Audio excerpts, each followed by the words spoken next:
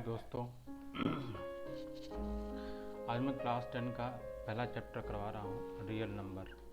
ठीक है, मैं थोड़ा सा बेसिक बता देता हूँ, फिर उसके बाद दो तीन एग्जांपल्स कराऊंगा, फिर उसके बाद एक्सरसाइज ऐसे मैं डालता रहूँगा वीडियो अपना। ठीक है, मेरा नाम रियाज अहमद है।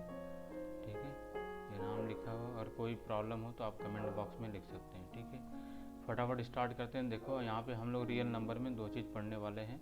एक यूक्लिड डिवीजन एल्गोरिथम पढ़ने वाले हैं और दूसरा है fundamental theory of arithmetical. Euclid division algorithm, या फिर उसको हम लोग यूक्लिड डिवीजन लेमा भी कहते हैं। इसका डेफिनेशन ये लिखा हुआ, आप लोग पढ़ सकते हैं। इसका डेफिनेशन ये कहता है कि एनी पॉजिटिव इंटीजर मतलब एक ए मान लेते हैं, और कैन बी डिवाइडेड। ये जो ए डिवाइड करेंगे किसी दूसरे पॉजिटिव इंटीजर से, मतलब बी से डिवाइड करेंगे, और इस तरीके से डिवाइड करेंगे कि जहाँ पे एक रिमाइंडर आएगा आर। ठीक है, और तीसरे इसका मतलब लिखा हुआ है कि that is smaller than b. इसका मतलब ये होता है बच्चों लोग कि जब आर की वैल्यू आएगी तो वो क्या होगा, डिवाइजर से हमेशा छोटा होगा, मतलब कि बी से हमेशा छोटा होगा। जैसे एक एग्जांपल समझ लेते हैं। यहाँ पे एक मान लेते हैं, यहाँ पे मेरे पास 15 नंबर है और इसको मैं 2 से डिवाइड करता हूँ। ठीक है, तो ये जाएगा कितनी बार में, 7 बार में, और यहाँ पे आ जाएगा 14। ठीक है, और यहाँ पे रिमाइंडर 1 आएगा। ये देखो 2 से हमेशा छोटा है। ठीक है, ये हो सकता है ये 0 भी आएगा, तो आर की वैल्यू 0 भी हो सकती है, इसमें कोई चिंता की बात नहीं है। ठीक है, ये चीज़ समझ में आ गई होगी आप लोगों को। ठीक है, अच्छा, फिर आगे समझ लेते हैं इसका डिवीजन। हमारा जो लेमा है वो कहता क्या है। लेमा ये कहता है कि अगर हम लोग इसका वेरिफिकेशन करते हैं, जो अभी मैंने डिवीज़न किया था, तो ये लेमा कहता है कि a will be equal to b. ठीक है, n multiply by q plus r, यही इक्विडिविजन लेमा कहता है। और इसका यूज़ करके हम लोग निकालेंगे क्या, एचसीएफ निकालेंगे। इस पूरे चैप्टर में जो इस कहानी में जो दिया, यहाँ चैप्टर में जो दिया वो एचसीएफ निकालने की बात करेगा। ठीक है, इतना चीज़ समझ में आ गया। यही चीज़ हमें अप्लाई करना है और इसके थ्रू ही एचसीएफ निकालना है। और एचसीएफ कैसे निकालना है, ये अप्लाई करते जाएंगे दो नंबरों पे। दो इंटीजर लिखा हुआ है यहाँ पे ए, इंटीजर कुछ भी हो सकता है। मान लेते हैं यहाँ पे 15 हमने लिया था ए, और जिससे डिवाइड किया था वो 2 था, तो यहाँ पे क्या हो जाएगा, ये 2 हमारा इंटीजर हो जाएंगे। दो पॉजिटिव इंटीजर ये हो गए, और उसको डिवाइड करने के बाद हमारे पास रिमाइंडर जो ये आर जो वह था, वहाँ पे क्या आया था, 1 आया था, और उस पर जो 7 आया था वो क्या था, वो हमारा क्वेश्चन था। ठीक है, यहाँ तक समझ में आ गया होगा मेरे हिसाब से लोगों को। अगर समझ में नहीं आ रहा तो 2-3 बार वीडियो चला के देख लीजिए आप। ठीक है, समझ में आ जाएगा। क्वेश्चन ले लेते हैं फटाफट। क्वेश्चन ये कहता है, एक क्वेश्चन हमारे पास पड़ा हुआ है। एक क्वेश्चन है यहाँ पे, कहता है कि जरा एग्जांपल में समझ लेना आप लोग इस क्वेश्चन के थ्रू। एक क्वेश्चन हमारे पास है, कहता है कि find the HCF of the integer. कौन सी इंटीजर है, 455 एंड 42। इन दोनों नंबरों का क्या है, दोनों पॉजिटिव इंटीजर है। अब देखो ये बड़ा नंबर है तो इसको ए लेट कर लेते हैं, ये छोटा नंबर है तो इसको बी लेट कर लेते हैं। ठीक है, इसको लेट करने के बाद यहाँ पे हमारा तो इसका जो सोल्यूशन स्टार्ट हो जाएगा। ए और बी लेट कर लिया हमने। ठीक है, अब देखो जरा कैसे करना है। डिवीजन कहता है हमारा, अभी हमने पढ़ लिया है कि ए हमेशा जो इक्वल होगा बी क्यू के और प्लस आर के। वही काम करना आपको। क्या करना आपको, 455 को आपको डिवाइड करना पड़ेगा किससे, 455 को डिवाइड करना पड़ेगा 42 से। जो क्वेश्चन आएगा वो यहाँ पे लिख लेना आप लोग। जैसे इस क्वेश्चन में 10 बार ये चला जाएगा 10 टाइम में, और ये आ जाएगा 420। और रिमाइंडर क्या आएगा यहाँ पे, रिमाइंडर देखो क्या आ रहा है यहाँ पे 5, और 5 में से 2 जाएगा 3, 35 आ गया। ठीक है, वैसे ही यहाँ पे चुपचाप लिखते जाना है और कुछ करना नहीं है। देखो 455 विल बी इक्वल टू कितने हो जाएगा, बी मल्टीप्लाई बाई क्यू होता है, तो ये हो गया बी हमारे पास, और ये हो गया 2। ठीक है, 42 मल्टीप्लाई बाई 10, और रिमाइंडर जो आया वो ऐड कर देंगे इसके अंदर। ये रिमाइंडर हमारे पास 35 आया है। यही प्रोसेस वापस दोबारा से करेंगे। अब किसको डिवाइड करेंगे और किसको हम लोग डिवाइज़र लेट करेंगे और किसको हम लोग डिविडेंड लेट करेंगे, तो ये हमारा इस बार जो है डिवाइज़र हो जाएगा। ठीक है, तो यहाँ पे 42 ले लेंगे यहाँ, और इसी 42 को हम लोग डिवाइड करेंगे अपने रिमाइंडर से। जो रिमाइंडर यहाँ पे कितना है 35, और इसको आप 35 को यहाँ पे डिवाइड करेंगे तो यहाँ पे जो है करीब करीब ये आप लोगों का जो आ जाएगा, यहाँ पे कितनी बार में जाएगा ये। अब देखो 35 है और 42 है तो एक ही बार में जाएगा, और प्लस कर देंगे इसके अंदर, और इसमें माइनस कर देंगे तो कितना आ जाएगा, यहाँ पे 7 आ जाएगा। फिर वापस से हमको ये उठा लेना है, इसको डिविडेंड मान लेना है, और इसको डिविडेंड मान लेना है 35 को, और इस 35 को क्या करना है, 35 को वापस से डिवाइड करना है, और 35 को जब डिवाइड किससे करना है, जो हमारे पास रिमाइंडर जो आया था, रिमाइंडर 7 आया था, ठीक है। तो 7 से डिवाइड करेंगे और कितनी बार पढ़ेंगे टेबल, देखो 5 टाइम पढ़ोगे तो 35 आ जाएगा, और रिमाइंडर किस केस में क्या आएगा, 0 आएगा, कुछ नहीं। बस यहीं पे हमारा प्रोसेस एंड हो जाएगा, और इसका आंसर जो हो जाएगा वो क्या हो जाएगा, 7 हो जाएगा। तो इसका SCF, दो नंबरों का जो बोला था, SCF ऑफ लिख देंगे यहाँ पे, SCF ऑफ किसका 455 एंड 42 इज इक्वल टू कितना, 7 आ जाएगा, ठीक है। इतना ही बस हमारे पास है, ये सॉल्यूशन है। एक और एग्जाम्पल करवाऊंगा तो वो देख लीजिएगा आप, ठीक है। नेक्स्ट हमारा जो बुक का एग्जाम्पल, एनसीईआरटी का एग्जाम्पल था, ये लिया हुआ, और बोला है कि 2 इंटीजर है, इसमें जो बड़ा नंबर होगा उसको ए लेट कर लेंगे, जो छोटा नंबर होगा उसको बी में लेट कर लेंगे, और जो क्वेश्चन और रिमाइंडर इसी से निकाल के हम लोग एल्गोरिथम लगाएंगे, और एल्गोरिथम यही कहता है a will be equal to b q plus r. यही फार्मूला क्या करना होगा आपको, 1 2 5 7 6 को आपको डिवाइड करना पड़ेगा, किससे, आपको डिवाइड करने का जो छोटा नंबर है 4052, ठीक है। इसको आप डिवाइड कर दोगे तो ये आपको कितनी बार में जाएगा, 3 बार में जाएगा। यहाँ पे जो भी आएगा एक कुछ रिमाइंडर आएगा, ठीक है। तो यहाँ पे लगाते हैं, जो बड़ा नंबर वहाँ पे एक ही जगह लिख लेंगे, यहाँ पे 1 लिख लेंगे, 1 2 5 7 6 7 6 विल बी इक्वल टू किसके हो जाएगा बच्चे लोग, 4052 मल्टीप्लाई बाई, ये जाएगा आपका 3 टाइम में, और 3 टाइम में जो रिमाइंडर आएगा वो ऐड करेंगे, तो रिमाइंडर कितना आएगा, 420। कितना अच्छा नंबर आया देखो, हाँ 420 आया हुआ, लोगों को बोलते भी हैं 420 है 420। फिर यहाँ से वापस से हम ये नंबर को उठा के यहाँ पे लिख देंगे आगे, 4052 इक्वल टू, अब यहाँ पे क्या आ जाएगा, किससे डिवाइड करेंगे इसको, 420 से डिवाइड करेंगे, और कितनी बार इसका टेबल पढ़ेंगे कि कुछ हमें यहाँ पर आ जाएगा, तो ये 9 टाइम जाएगा, और जब यहाँ पर 9 टाइम आप इसको ले जाओगे तो यहाँ पे रिमाइंडर आ जाएगा कितना, 270 आ जाएगा। फिर वापस से ये इसको आगे लाना है आपको, ये हो जाएगा 420 विल बी इक्वल टू किसको, डिवाइड किससे करेंगे, रिमाइंडर से, 270।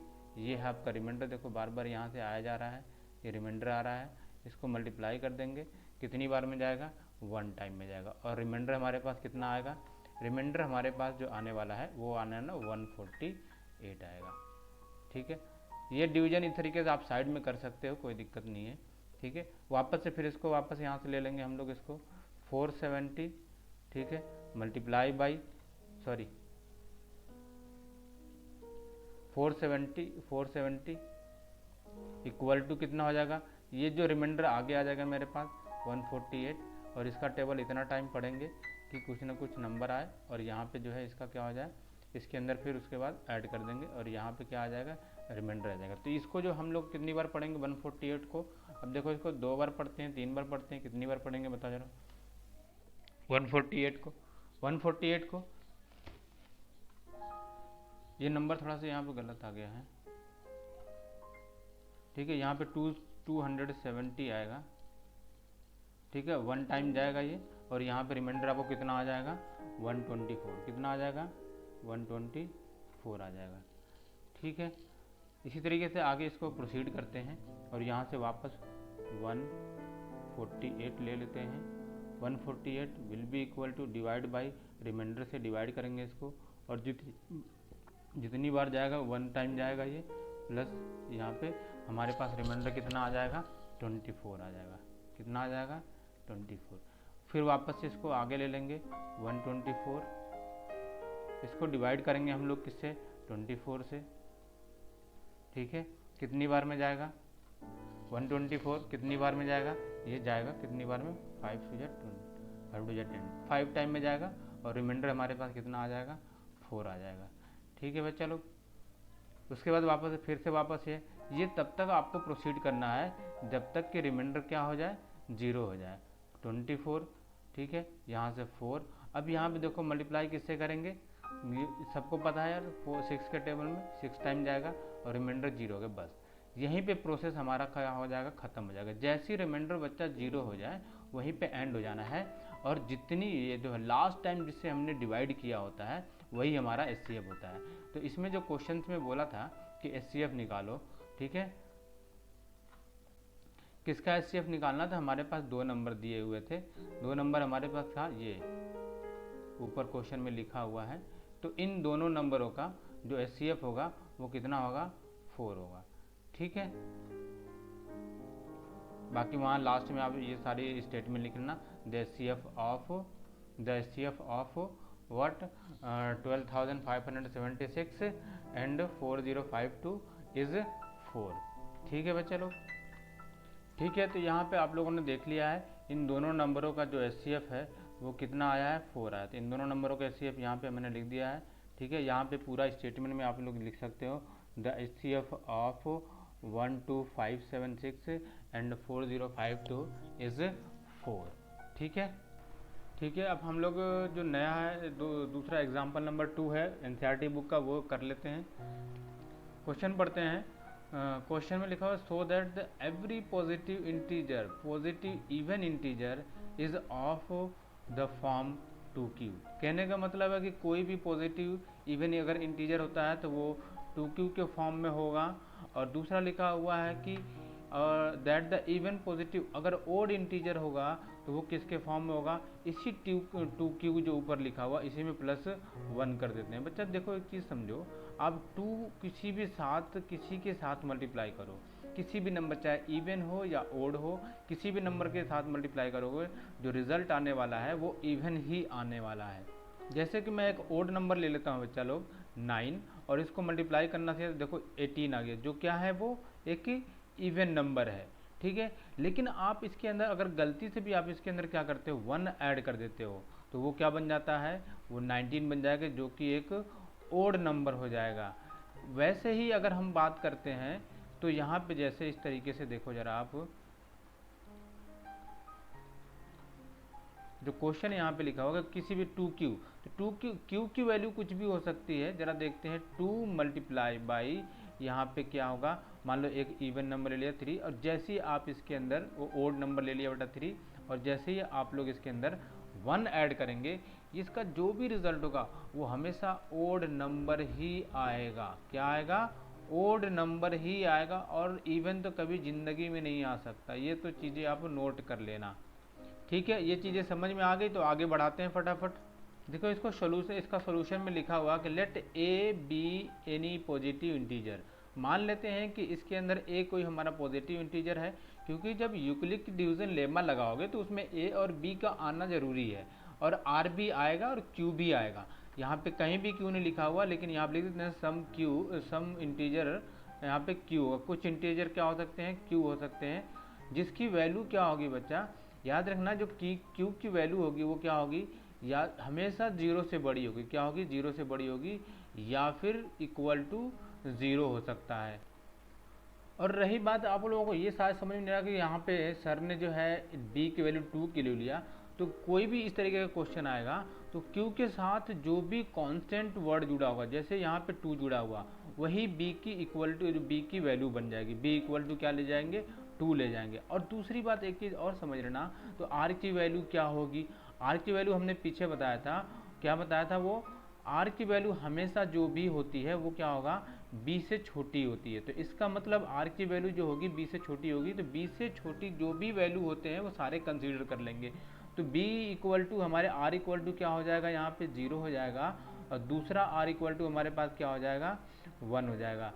अब अगला हमारे पास अगर r इक्वल टू 2 लेते हैं तो वो पॉसिबल नहीं है, क्योंकि b जो हमेशा क्या है, जो डिवाइज़र होता है वो कभी भी रिमाइंडर के बराबर नहीं होता है, इसलिए 2 नहीं लेंगे, केवल 1 तक ही स्टॉप कर देंगे, ठीक है। यहाँ तक बात समझ में आ गई होगी।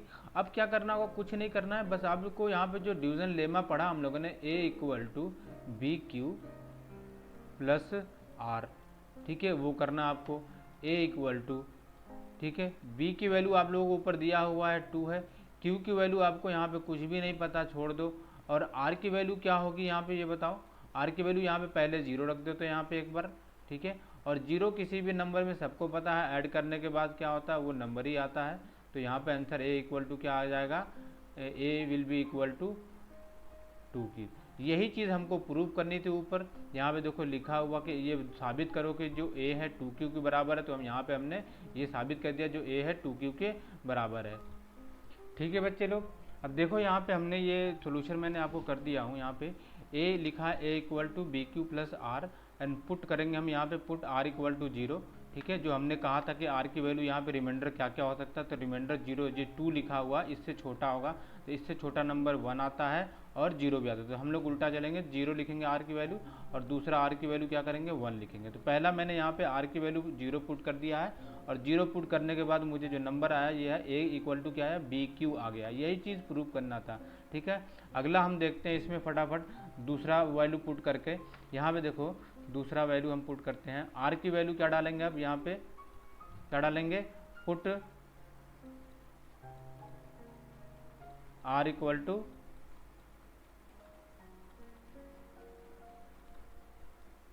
आर इक्वल टू 1 डालेंगे, ठीक है। और यहाँ पे देखो ए इक्वल टू हो जाएगा बी क्यू प्लस आर, और यहाँ पे बी की वैल्यू,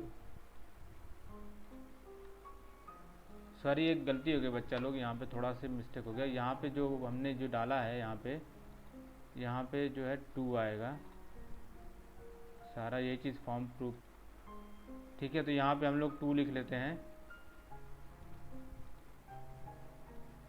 2 की और 2 की, ठीक है। यहाँ पे भी b की वैल्यू हमने 2 लिख दिया है, और यहाँ पे q जोड़ देते हैं, और r की वैल्यू यहाँ पर इस बार डालना है 1। और यहाँ देखो यहाँ पे कितना आ गया, ये आ गया मेरे पास 2q प्लस 1। दूसरा चीज़ हमको यही प्रूफ करना था कि आप ये दिखाओ कि a की वैल्यू क्या होती है 2q प्लस 1 के बराबर होती है, ये दिखाना था। यहाँ पे वो हो गया, ठीक है। अब इन दोनों सॉल्यूशन से हमें एक चीज़ पता चलता है, वो पहला ये चीज़ पता चलता है बच्चा लोग कि अगर इफ़ जो ए हमारे पास है a is of the form of किसका 2q के फॉर्म में होता है, then a is an even number. क्या हो जाएगा, ये इवन नंबर है, इवन इंटीजर कहलाएगा। अगर यहीं पे बच्चा क्या होगा, if a is of the form of 2q plus 1, form of 2q plus 1, तो इसका जो भी रिजल्ट होगा देन ए इज एन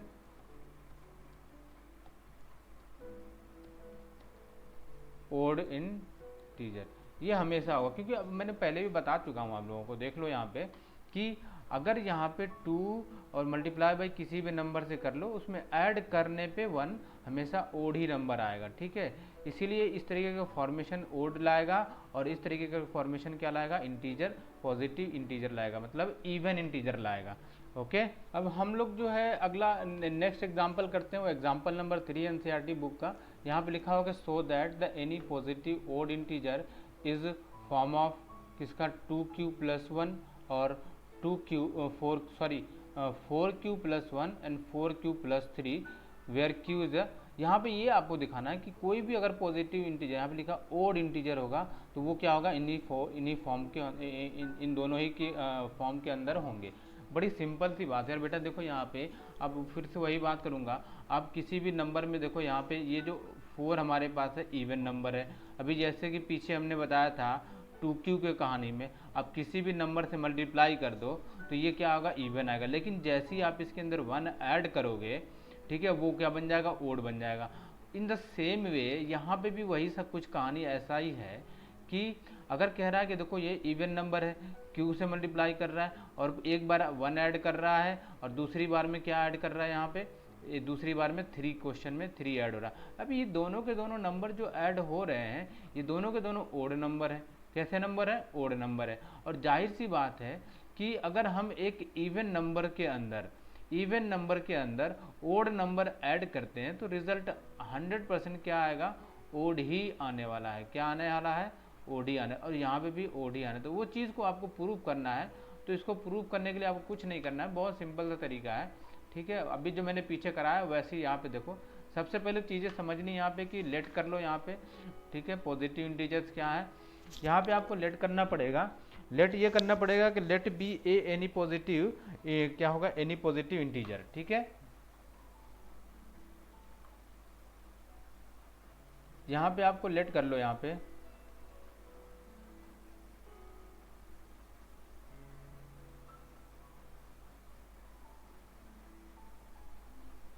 पे आप लेट कर लो, let a is any positive integer, ठीक है। वेयर जहाँ पे b इक्वल टू क्या हो जाएगा, देखो b इक्वल टू क्या होगा, इस q के साथ जो भी कांस्टेंट वैल्यू जुड़ा होता है, वही क्या होता है हमारे पास, b की वैल्यू हो जाती है। तो b की वैल्यू क्या हो जाएगी, यहाँ पे 4 हो जाएगी। अब रही बात बेटा r की वैल्यू क्या हो जाएगी, q की बात करते हैं, q की वैल्यू क्या हो सकती है वहाँ पे, देखो q क्या हो सकता है हमारे पास, जो q हो सकता है वो q क्या हो सकता है, जरा देखना। q की वैल्यू हमेशा क्या होगा, ये देखो हमेशा जो भी होगा या तो ये 0 होगा, क्या होगा, 0 से हमेशा बड़ा होगा, 0 से बड़ा होगा, और ये क्या होगा, 0 के बराबर हो सकता है। रही बात r की वैल्यू क्या होगी, तो r की वैल्यू यहाँ पे देखो क्या होगी, r will be equal to क्या क्या r की पॉसिबल, मतलब रिमाइंडर क्या क्या हो सकते हैं, डिवाइड करूंगा। तो यहाँ जो ये जो 4 लिखा हुआ है, इससे जितने भी नंबर छोटे होते हैं, मतलब 0, 1, 2 और 3, तो इसके रिमाइंडर के जो पॉसिबल है वो हो सकता है हमारे पास 0, फिर 1 हो सकता है, फिर 2 हो सकता है बस, और एक लास्ट में 3 हो सकता है, ठीक है। 4 तक ये सारे वैल्यू आपको पुट करने हैं। तो आपको एल्गोरिथम लिखने हैं, यहाँ पे एल्गोरिथम लिखना है कि a will be equal to b q, ठीक है, प्लस r। अब वैल्यू पहले यहाँ पे पुट कर दो, पहले वाले में लिखो पुट r इक्वल टू क्या, 0 डाल देते हैं, ठीक है। r इक्वल टू हमने अगर 0 डाल देते हैं, यहाँ पे जरा देखो हमें क्या मिलता है, यहाँ पे a की वैल्यू आ जाती है, b की वैल्यू यहाँ पे बच्चों लोग 4 है, और q की वैल्यू क्योंकि हमें पता नहीं है तो वैसी को वैसी रहने दो, और r की वैल्यू क्या डाल देंगे, 0 डाल देंगे। तो यहाँ से हमारे पास क्या आ जाएगा, देखो a इक्वल टू आ जाएगा हमारे पास 4q, ठीक है। लेकिन ये तो इवन हमारे पास, क्योंकि ये जो नंबर देखो यहाँ पे कोई भी नंबर मल्टीप्लाई, एक इवन नंबर से हम कुछ भी मल्टीप्लाई करते हैं तो वो इवन ही आता है। मुझे लगता है कि तुम लोगों को समझ में आ तो रहा होगा कुछ ना कुछ, ठीक है। तो यहाँ से जो भी रिजल्ट आने वाला है वो क्या आने वाला है, वो हमेशा इवन नंबर देगा, ठीक है। लेकिन क्वेश्चन में ये नहीं पूछा है, क्वेश्चन ये बोल रहा है कि ये बताओ उसके पीछे 1 और उसके पीछे 3 लगाओ। तो दूसरा हम लोग डालते हैं। अब यहाँ से करते हैं पुट r इक्वल टू क्या डालते हैं बच्चा, r इक्वल टू 1 डालते हैं, ठीक है। तो a इक्वल टू हो जाएगा, देखो जरा क्या हो जाएगा, 4, a इक्वल टू हमारे पास हो जाएगा 4, q तो वैसी के वैसी रहने दो, ये b की वैल्यू, ठीक है, जो 4 है ये b की वैल्यू है, q का वैल्यू नहीं पता है, और r की वैल्यू हमें 1 डालेंगे, ठीक है। तो यहाँ पे a इक्वल टू क्या आ गया, वही आएगा जो है, और क्या a इक्वल टू आ जाएगा कितना, 4q प्लस 1 आएगा, ठीक है। एक तो यहाँ पे ये जो पूछा था वो प्रूफ हो गया कि a इक्वल टू हमने किया तो यहाँ से ये निकल गया, ठीक है। अब दूसरा काम यहाँ पे बच गया मेरे पास, r की वैल्यू जो भी यहाँ पे देखो, r की वैल्यू हमारे पास कितने हैं, r की वैल्यू हमारे पास यहाँ पर करीब 3 वैल्यू थी, तीनों करके एक एक करके डालना है, ठीक है। और तीनों डाल के निकाल देंगे यहाँ पे वैल्यू, कोई दिक्कत नहीं, बहुत आसान, ये सारे क्वेश्चन सारे जो है ना बहुत ही इजी क्वेश्चन है, कुछ ज़्यादा डिफिकल्ट नहीं है, ठीक है। तो फिर से वही एल्गोरिथम लिखने यहाँ से, ठीक है। एल्गोरिथम लिखना क्या, यहाँ से लिख दो सीधा सीधा कि पुट, ठीक है, क्या पुट करेंगे, r की वैल्यू इस बार क्या डाल देते हैं, 2 डाल देते हैं, ठीक है।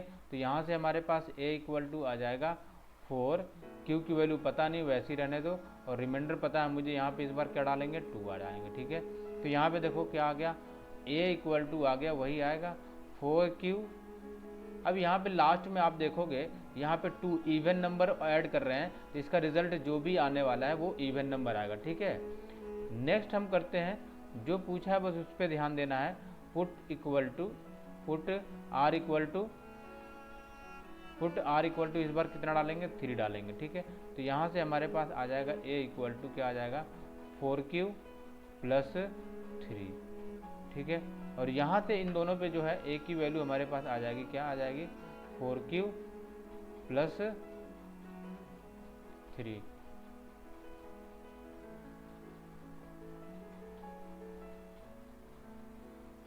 प्लस 3 आ जाएगा,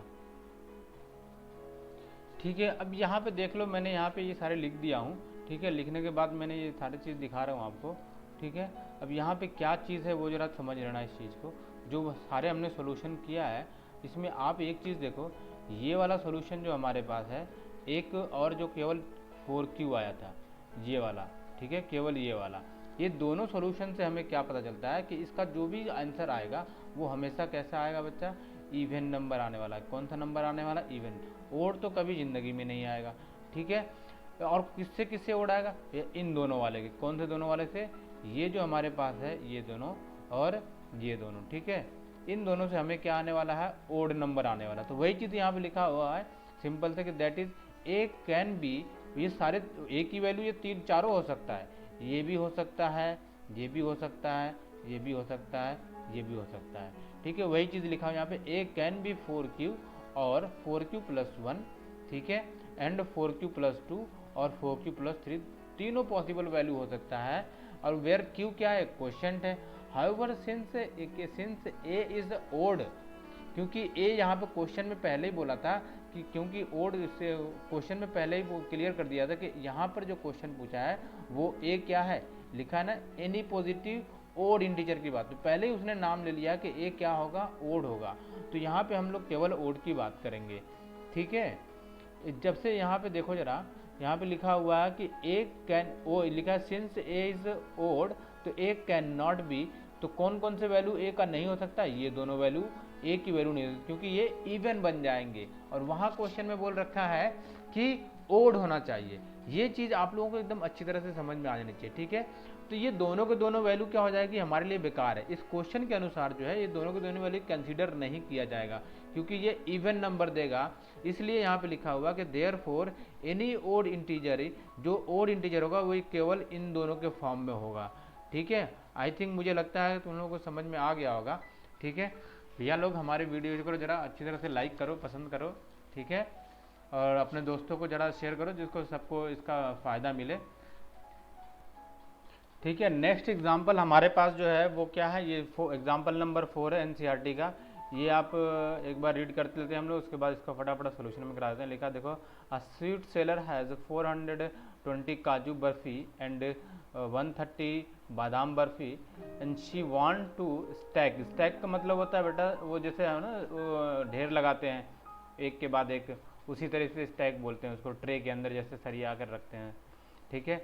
लिखा है कि stack them in such a way that each stack has the same number and they take up the least area of the tray. मतलब क्या करना है कि जितने भी ट्रे लगाने हैं उसके अंदर एरिया क्या हो, कम ले, ठीक है। और सेम नंबर लिखा हुआ है, and what is the number of that can be placed in each stack of this purpose. तो सिंपल सी बात है, इसमें कुछ नहीं करना, इसमें बस क्या करना है, हमें एचसीएफ निकालना है। यहाँ से एचसीएफ निकालने का तरीका हमने यूक्लिड डिमांड लेजेंड से तरीका सीख ही चुके हैं। इसमें से ए हमारे पास नंबर है, जो ए की वैल्यू कितना हो जाएगी, वो 420 हो जाएगी, ठीक है। और बी की वैल्यू हमारे पास यहाँ पे हो जाएगी कितना, 130, ठीक है। अब यहाँ पे देखो ए की वैल्यू पता चल गई, बी की वैल्यू यूक्लिड डिवीजन लेमा अगर हम लोग लगाते हैं बच्चा, तो इसमें क्या होता है, यूक्लिड डिवीजन लेमा में कहता है कि, ये बार बार मैं बताता हूँ, यहाँ पे लिख देना कि बाय यूजिंग, वो आप लोग लिख लेना बाय यूजिंग यूक्लिड क्या, यूक्लिड डिवीजन लेमा, ठीक है। ये यूज कर लेना। यहाँ पे तो सबसे बड़ा नंबर है, वहाँ पे सबको बता चुका है। यूक्लिड डिवीजन लेमा कहता है a will be equal to b q plus r, और ये प्रोसीड करते जाएंगे जब तक जीरो रिमाइंडर हमारा क्या आता है, जीरो नहीं आ जाता है। अगर जैसे ही जीरो आएगा वहीं पर हम लोग क्या करेंगे, रुक जाएंगे, ठीक है। और वो जो हमारा जो लास्ट जो डिवाइजर होता है वो हमारा एचसीएफ बन जाता है। तो यहाँ पे आप लोग एक बार फटाफट देखना कि पहला हमारे पास क्या आ जाएगा, जो बड़ा नंबर वो आ जाएगा 420, बड़ा नंबर हमारे पास जो है वो क्या आ जाएगा, ये थोड़ी सी मुश्किल हो रही है इसके साथ, देखो 420 आ जाएगा, ठीक है। विल बी इक्वल टू, इसको डिवाइड करेंगे हम लोग किससे, 130 से, ठीक है, मल्टीप्लाई करेंगे, कितनी बार में जाएगा ये जाएगा आपको कितनी बार में, 3 टाइम में, ठीक है। प्लस कर देंगे और रिमाइंडर यहाँ पे कितना आ गया, 30 आ जाएगा। फिर ये इसको वापस उठा के यहाँ पे लेके आ जाना इसको 130, ठीक है। डिवाइड किससे करोगे, इसको 30 से करोगे, यहाँ पे 30 लिख देना। और कितनी बार में जाएगा ये, कितनी बार में जाएगा ये, 4 टाइम में, ठीक है। तो प्लस यहाँ पे रिमाइंडर कितना आ जाएगा, 10 आ जाएगा, ठीक है। फिर वापस इसको आगे लेके आ जाना बच्चे लोग, ठीक है। बहुत आसान तरीका है, बस कुछ नहीं, प्रोसेस आपको थोड़ा सा याद रखना पड़ेगा, क्योंकि ये चीज़ें थोड़ी सी याद रखनी पड़ती है, रट्टा मारने की कोई ज़रूरत नहीं है इसमें, ठीक है। रिमेंबर कर रखना, क्योंकि बार बार एक्सरसाइज करते रहोगे तो हो जाएगा, ठीक है। और यहाँ से 10 लेके आ जाओ आप, ठीक है। और 10 को कितनी बार मल्टीप्लाई करेंगे कि 30 आ जाएगा, 3 टाइम करेंगे और रिमाइंडर क्या आ जाएगा, 0 आ जाएगा, बस खत्म। जो लास्ट टाइम हमने जो डिवीज़न किया था, जिससे जो हमारा लास्ट डिवाइजर था, यही हमारा क्या बन जाएगा, एचसीएफ बन जाएगा, ठीक है। ठीक है बच्चे लोग, तो यहाँ पे देखो लास्ट हमने लिख दिया यहाँ पे, so the HCF of the 420 and 130 is 10 and therefore the sweet seller can make a stack of 10 for both kind of barfi. तो दोनों तरीके के बर्फी को है 10 बर्फियों का ढेर लगाएगा तो उसकी जाओगी जो ट्रे में जो स्पेस होगा वो कम से कम यूज़ होगा, ठीक है। तो मेरा आज का वीडियो जो है यहीं पे मैं ख़त्म करता हूँ, और वीडियो अच्छा लगे तो मेरे वीडियो को जरा आप लोग कमेंट करना, लाइक करना, शेयर करना, ठीक है, जितना ज़्यादा हो सके जितना ज़्यादा। इसके अगले वीडियो में इसका एक्सरसाइज मैं सारा करवाऊँगा। थोड़ी सी दिक्कत ये हो रही है कि थोड़ा सा टाइम ज़्यादा लग जा रहा है, लेकिन क्या करूँगा, उसमें प्रॉब्लम है, कुछ दिक्कत चल रही है। कोशिश करूँगा कि थोड़ा तेज़ पढ़ाऊँ, ये थोड़ा मुश्किल हो रहा है क्योंकि मैं थोड़ा सा अभी पहली बार आया हूँ, इसलिए मुश्किल हो रही है। तो धीरे धीरे सीख जाएंगे, मैं भी, ठीक है, आप लोग भी सीख जाएंगे, क्योंकि ऑनलाइन पढ़ाना पहले मेरा काम नहीं था, मैं होम ट्यूशन देता था लोगों को। तो अभी मैं फ्री में सोच रहा हूँ कि मतलब सभी लोग इसका एंजॉय कर लें और समझ में आ जाए, सब लोगों को आसानी से चीज़ें समझ में ग्रैब कर लें, कोई पैसे वैसे देने की ज़रूरत नहीं है, बस एक छोटा सा लाइक चाहिए और व्यूज़ ज़्यादा से ज़्यादा हो जाए, और सब्सक्राइब कर लीजिए। सारे वीडियो में बताता हूँ, मैंने तो मतलब 2 महीने के 1 महीने के अंदर पूरी एनसीईआरटी ख़त्म करवा कर रखा हूँ मैं, और अब बहुत लोगों को मैंने करवा रखा है। तो आप लोग भी ये सब चीज़ें ले लो, यहाँ से आसानी होगी, ठीक है। Bye bye.